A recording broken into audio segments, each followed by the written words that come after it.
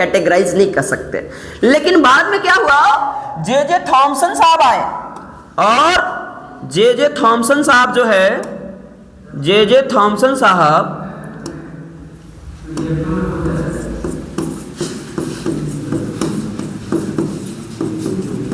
J Thomson जी आए और उन्होंने इलेक्ट्रॉन का खोज कर दिया।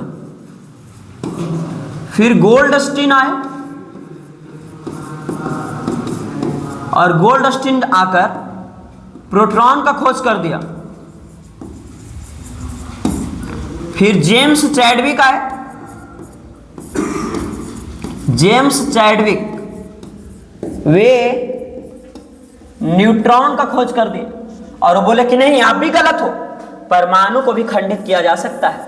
परमाणु के न्यूक्लियस में प्रोटॉन प्लस न्यूट्रॉन होता है और इसके चारों ओर जो है वो इलेक्ट्रॉन चक्कर काटते रहता है। इलेक्ट्रॉन ऐसे इनके 12वीं कक्षा में चक्कर काटते रहता है। इलेक्ट्रॉन पे निगेटिव होता है और प्रोटॉन पे पॉजिटिव होता है, न्यूट्रॉन पे कोई चार्ज नहीं होता। तो ये केमिस्ट्री की बात है। आप बोलोगे सर केमिस्ट्री क्यों बता रहे हो? एक्चुअली ये अणु से मैंने इतना बता दिया।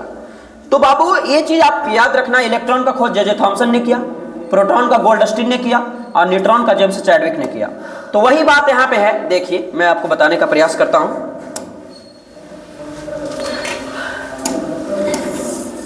यहाँ पे लिखा है दूसरा श्लोक, अनोर न्यान महतो महियान, मतलब छोटा से छोटा। अनोर, अनु का मतलब हुआ छोटा, अनोर न्यान, अन्यर प्रत्यय लगा हुआ है। अन्यर प्रत्यय जब इसमें लगा हुआ है तो इसका मतलब हो गया छोटा से छोटा, सूक्ष्म से सूक्ष्म, लघु से लघु, संकीर्ण से संकीर्ण। और महतो महियान का मतलब हुआ महान से महान, मतलब पहला लाइन का अर्थ होगा। जस्ट अभी मैं पहला लाइन आपको बताया हूं, पहला जो पंक्ति है वो भी मैं समझाया। मतलब इसका अर्थ हो गया सूक्ष्म से सूक्ष्म और विशाल से विशाल। आत्मस्य जंतोर निहितोऽयम्, मतलब इस संसार में जितना भी, पूरे वर्ल्ड में, पूरे ब्रह्मांड में, पूरी दुनिया में, पूरे विश्व में, पूरे ग्लोबल में जितना भी जीव जंतु है सभी के पास एक आत्मा पाई जाती है। अगर उस आत्मा के कर्तम करत उपस्थिति वित्सो को, अगर उस आत्मा को आप देखना चाहते हो, उस आत्मा के बारे में अगर आप जानना चाहते हो, धातु प्रसादनम महिमान आत्मना, तो शोक रहित होकर जीवन यापन करें। एक लास्ट टाइम मैं इसको रिपीट करता हूं। एक अगर इसको तरीके से बोला जाए, एक अरेंजमेंट के साथ अगर इसको लिखा जाए तो इस तरीके से मैं आपके सामने पेश कर सकता हूं मेरे डियर। इसका अर्थ अगर आ जाएगा तो लिखेंगे 2 नंबर जो श्लोक है इसका अर्थ लिखेंगे, भावार्थ, सूक्ष्म से सूक्ष्म या विशाल से विशाल हर एक प्राणियों के शरीर में एक आत्मा पाई जाती है। एक आत्मा, आत्मा को इंग्लिश में सोल कहा जाता है, सोल। एक आत्मा निवास करती है। अगर उस आत्मा के बारे में आप जानना चाहते हो, अगर उस आत्मा के बारे में आप जानना चाहते हो, if you want to know about your soul, then तो आपको शोक रहित होकर जीवन यापन करना होगा। ठीक है, लिख देना फाइनली। एकदम बिल्कुल सिंपल लैंग्वेज है, इससे सिंपल नहीं हो सकता भाई साहब, मैं बता रहा हूं, आप गौर करेंगे जी।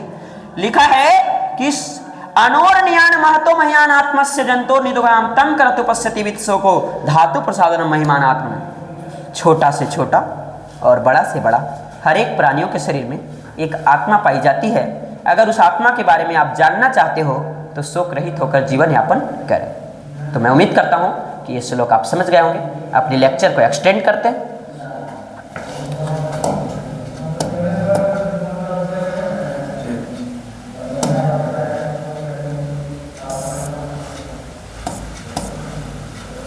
अब हम लोग तीसरे श्लोक की बात करेंगे। 3 नंबर जो आपका श्लोक है वो देखिएगा।